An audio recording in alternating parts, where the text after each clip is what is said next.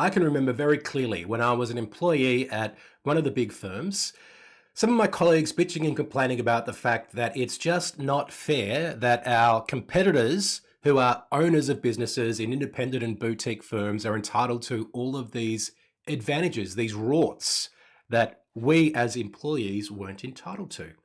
Well, it's only a rort if you're not involved.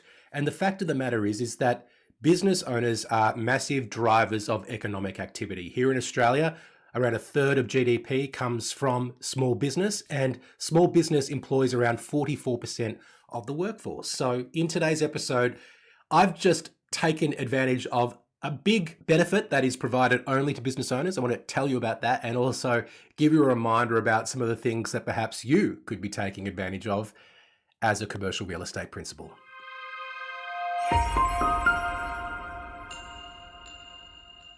Hello and welcome to episode 195 of Commercial Real Estate Leadership. I'm your host, Darren Krakowiak, and we missed last week's episode. If you're a very attentive listener of the show, you may have noticed that. I do apologize. We had a slight technical issue, but we're back this week with an episode that I'm sure is going to deliver a lot of value to you. And if I was going to give you the reason why we weren't able to release an episode last week, not the real reason, but the reason which provides a nice segue into what I want to talk about today, I would be telling you that I was too busy shopping.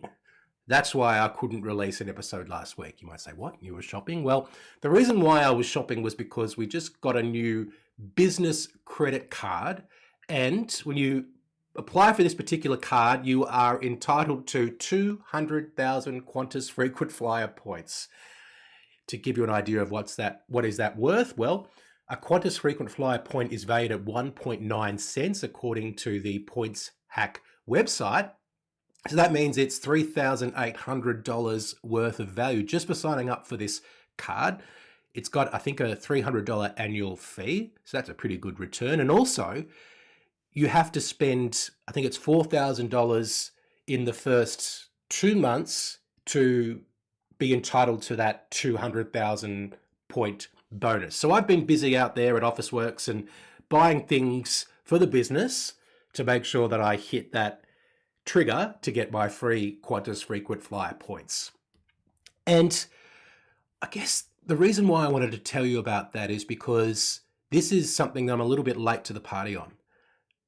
I've been running this business now for 4.5 years, and before we got this card earlier this month, I was just paying everything off a debit card and I wasn't earning any points. So I've been missing out on this benefit, not only of the initial big influx of points, but also earning points on all of the spend that we do as a business. And I was having lunch with one of my clients recently, and he showed me his very sexy Amex, which was like, if you drop it on the table, it's sort of boom, the thumps, because it's a very, I guess, unlimited. I don't know if it's a black Amex or what it is, but he was telling me that he just puts everything on it. And he actually used the points from the card to take his family of 4 to Europe recently. And I thought, wow, this is something that more business owners can take advantage of. Now, I'll put a caveat. You've got to understand what the points are worth versus the credit card fees that you're paying on transactions. But certainly when you sign up for the card and you get 200,000 points for not doing anything, except for just spending as you usually would, that's a pretty good benefit. And that's a benefit that's only available to business owners because the card is only available to people with an ABN.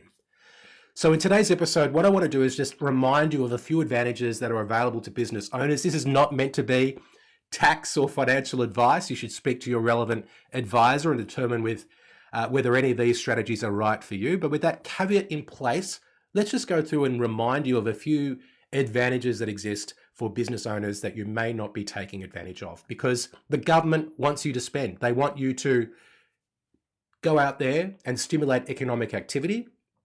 And my first example of vehicles is definitely one which a good mate of mine took advantage of during COVID. He was going to buy a new car anyway, and then the government introduced the instant asset write-off, and he got a massive tax benefit for buying this very nice new car. And I know that that benefit doesn't exist anymore. They had the temporary full expensing for a while, but you can bet that if there is a serious deterioration in economic activity, the government is going to want businesses to bring forward expenditure that they were planning anyway by offering tax advantages, because that then can help kickstart the economy. And maybe if there's a change of government in the future, there could also be some changes in policy in relation to the ability of businesses to write off certain expenditure. Now, when it comes to vehicles, of course, you can also lease them in a tax effective way.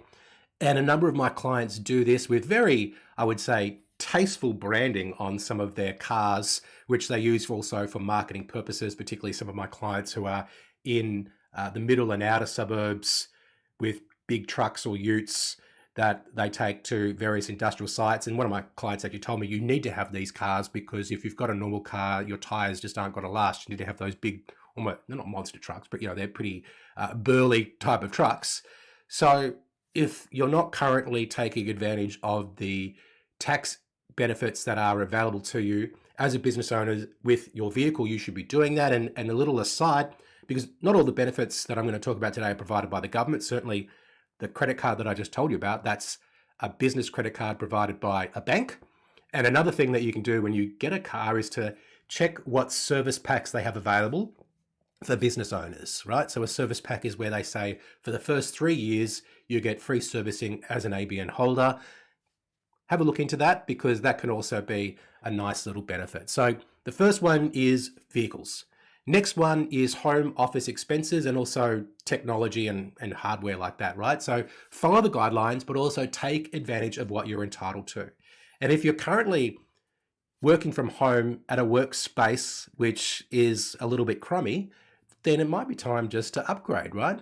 For Father's Day this year, my wife organized for a new ultra-wide PC screen. And that was something which I'd been meaning to get for a while. And I said to her, did you keep the receipt? She said, of course I did. And I said, great, because that is definitely a business expense. Another thing that you can be looking to make sure that you are expensing and deducting is things like networking events, business travel, and also your own professional development. So yeah, working with a business coach like me, that is certainly a legitimate business expense. And the ROI that comes from working with someone like me just increases more when you get a tax benefit from the fees that I charge, right? And one of my clients also talking about networking events and also business travel, I invited a few of my Sydney-based clients to the footy earlier this year. And one of my clients in Queensland at the time, I knew really liked footy.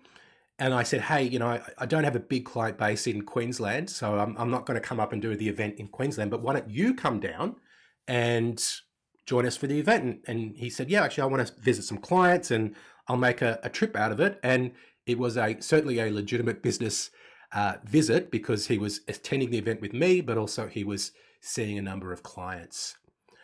Another one I want to tell you about is superannuation and retirement planning. And one specific strategy that a few of my clients use is self-managed super funds, which allow for direct investment in commercial property. And you can actually have your business pay rent into your self-managed super fund. You've got to follow the rules very carefully, but as a business owner, that is quite a nice little advantage that is available to you if you want to explore it. Another one that I've seen a few clients do is hiring family members or family friends, right? So a number of my clients have their partners working in marketing, administration. One of them actually, his partner is a top agent in the firm.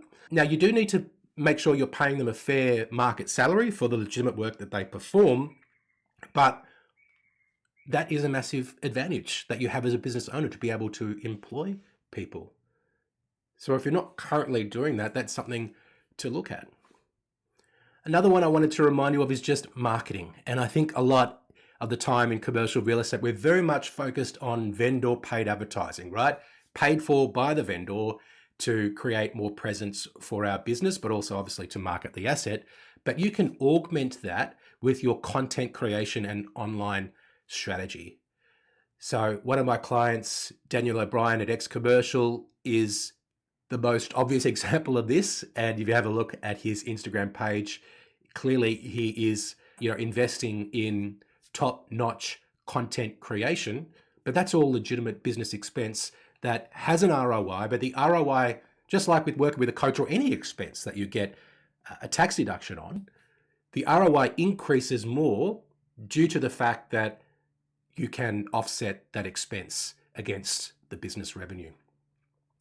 And lastly, I want to remind you that your accountant and other advisors that you have to help you run your business are, of course, legitimate business expenses. And it's very important to be compliant with relevant laws. You don't want the ATO breathing down your neck. And if they are breathing down your neck, you want to make sure that they've very satisfied with the way that you're running a business. And the best way to do that, obviously, is to get the right advice. So today's episode is about making smarter financial decisions and taking advantage of your status as a business owner. At the very least, if you are not earning any points for the expenditure that you make as a business owner, and a lot of expenses, you have to make them on a credit card because there's no other way for you to actually incur that expense or to make that payment, right? And think of it like a lot of software. So you may as well be earning a benefit for that, because otherwise you're just spending money without actually getting any additional return that you are entitled to, because the banks want your business or the credit card companies want your business. So look, I know probably I haven't told you anything really new today, but I think people often need to be reminded more than they need to be taught. And I guess I always knew that, of course, you can get a business credit card, but I don't know, I didn't action it for some reason. And once I did, I've been very happy with it because I'm looking forward to all these points. All right. That is our episode for today. Thanks so much for listening, and I will speak to you soon.